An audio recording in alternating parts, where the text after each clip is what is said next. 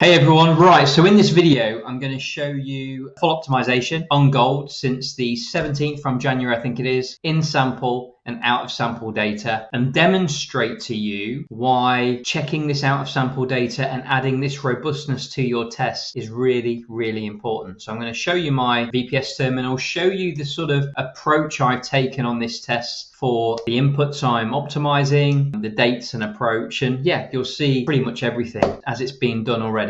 So let me go to my screen right now. Here we go. Right, so first things first, the settings tab. So what we've got here is Bancaria, gold, 17th of January, which was the first Monday we saw any real volume back into the markets, and up until the 16th of March. Now, what's important to understand here is I chose, it was a third, I think. Anyway, the forward part and the out of sample part of this test is from the 24th of February. So I want you to understand and imagine that this date isn't here. We'll look at some examples whereby you're just running a test. Let's imagine it's the 24th of February and we've got from the 17th of January to the 24th of February in terms of the data. That's what's included in this optimization tab here. Yeah, let's forget the forward stuff for now. Let's pretend it's the 24th of February and we're going to review the optimization that you've made because you've not got forward data from that period. Yeah, I've got 5 milliseconds delay, every tick based on real ticks, 200k account, slow complete algorithm, complex criterion max. So the inputs I've chose to test was 126,720, and this is sort of like a bit of a normal-ish approach to what I'd do. We've got between 2 and 10, gap of 2, 5 combos, 1 to 3. Normally I test actually 1 to 2 with a 0.2 combo, but again, if you were doing that, you could even change that to 0.25 and you've got 4 combinations instead of 5, which can make a difference. Delay from 2 to 8. Sometimes I'll randomly check a much higher delay than that too. These are unchanged. I've got 10 and 5. These aren't optimized. Lot size, I've gone from 0.5 to 4, and I've gone from 1 to 2 on Exponent with 0.5 gaps. I've got true and false for custom trading time. So it's going to test it with it on and test it with it off. The times are fixed that have been set specifically, and I've specifically chosen wait for sequence to close because that's what I prefer. That's what makes more sense. That's what I prefer. I've got an 8000 EP. Again, I could optimize this, which I sometimes do, but in the main, I usually run between an 8 and a 9000. I've got RSI set to true and false, but in the first instance, I would just run this as false. I think I realized that afterwards and then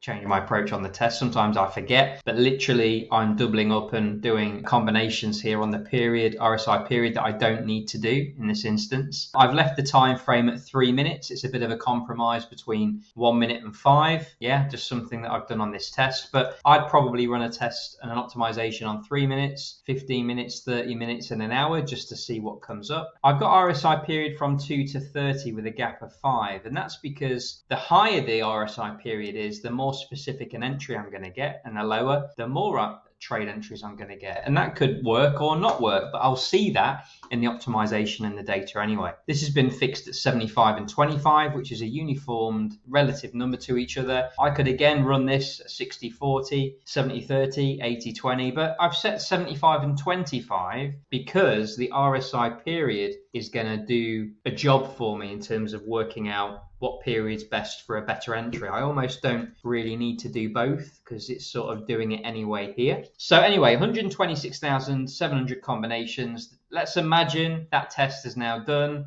and this is the result. Bear in mind, this optimization tab is showing me optimizations based on data from the 17th of January to the 24th of February. Forget this bit for now, the forward bit. Because if you weren't doing the forward bit, this is all you would see, right? This is all you would see. So how this normally works is ranked by result, which is based on the complex criterion max score, because it gives us basically a KPI based on all of these factors, yeah? Number of trades, profit factor, drawdown, recovery factor, expected payoff, Sharpe ratio, all of that stuff. It gives us that stat that gives us an idea of the overall robustness of these settings. Yeah. However, what I'm going to choose to do here for the purpose of illustrating why out of sample data is really important is go to the profit. I'm going to go to the top Yeah, I always like to have a look at this anyway. I try and get a balanced view of everything. Profit, okay. These are nice, aren't they? But the drawdown's far too high. I'm looking for something that sticks out, sub 5%. Keep scrolling.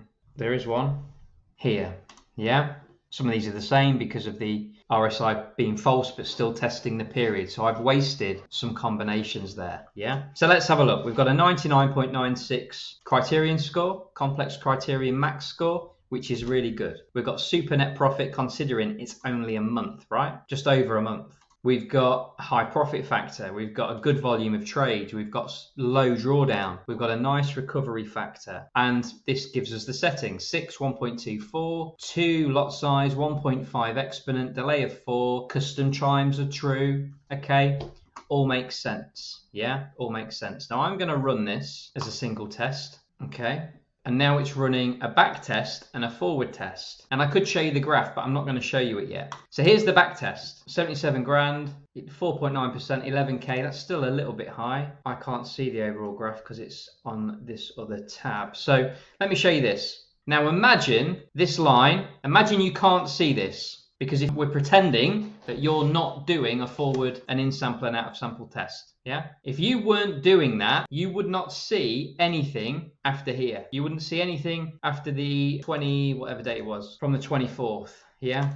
You wouldn't see anything from here. This is where the balance resets and off we go again, 24th, look. You would just see this and go, oh, this looks lovely, doesn't it? 1 EP, but banked a load of profit. If you chose to then run this, this is what happened. It fell to absolute shit. Yeah? So unless you're running a forward optimization, you would not know this. You would not know this. Really, really important. I'm trying to play on this. You would just get a back test. You would get a graph that ended here. You would look at the equity curve and go, this is nice. This is nice. However, you've got no out of sample data, but this is what happens when you add in out of sample data. It's gone to shit. So we need to find an approach that is robust on in sample and on out of sample data. Yeah. And actually on this approach, because I've chose a 50-50, it was a 50-50 test, half in sample, half out of sample data, it can actually be quite tough to find robust settings. It takes a bit of work, yeah? It takes a bit of understanding. If this was a third, it would be easier, yeah? Because you're getting a bit more recency in the data that you've got. However, it's still possible. So we're looking for, and you might flick between a couple of things on here. So here's one, 96s aren't really high enough for me. I'm looking for a high forward score and a high back score, yeah, of in the 99s. Here's one. Drawdown's quite high, but it's still a nice test. And I'm just filtering this through live, really. We've got some low drawdowns here, but we're at 90. It'd be interesting to see how they look to be fair. Well, let's run one. How does this look? Back test to forward test.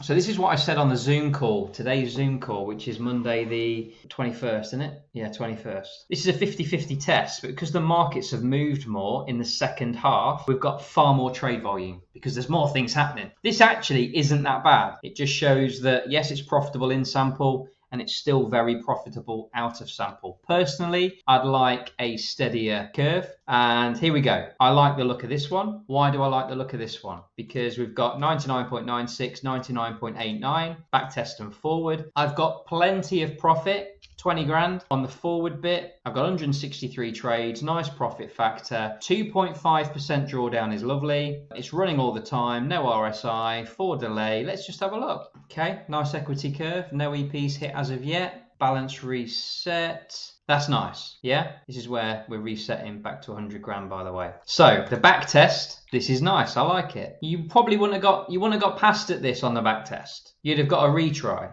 But that's no major drama because you could have pushed on and done some things to try and get over the line. But also, look, we're at 0.95% drawdown, 1921 on the in-sample test. And then the forward test data, you would have pretty much passed. Yeah, and we still only got 2.5% drawdown. So I like it. This is the sort of thing you need to be looking for. We go back to the forward test. Let's just see if we've got more profit on the table. Again, these are nice numbers, but look, back test isn't so good. Forward test is good. We're trying to find that balance, yeah? the balance of drawdown, the balance of in sample and out of sample, back and forward information. Let's have a look at one of these. Drawdown's a bit high, but we've got high scores here, forward and back. So it might be something that has hit a few times, but has still banked enough profit. Yeah. It's recovered quite quick. 1 EP here, which would have been 8th-ish of February. Still would have passed, wouldn't it? If you'd have started here, you'd have got passed at any point. And then here, 1 EP, 1 EP, but nice. Loads of opportunity to pass here. So again, it's robust in market conditions before war, during war, and how that volatility is playing out. Yeah. I could find loads forward. I could find loads. This is why, running various different sets and approaches, one test here could give me loads of different options. It just takes a bit of time to rerun some tests and have a look. Got one here, look. Yeah. Probably not great, doesn't really bank enough profit, but 0.5 lot size. So let's have a look at the graph. Nice. Retry, but scope to scale this. Now, what would this look like if I doubled the lot size? Well, if I doubled the lot size, I'm going to get double the profit and double the drawdown. But let's just have a look, because I've got scope to be able to do that from what them drawdown measurements were. But I might hit an EP, I don't know.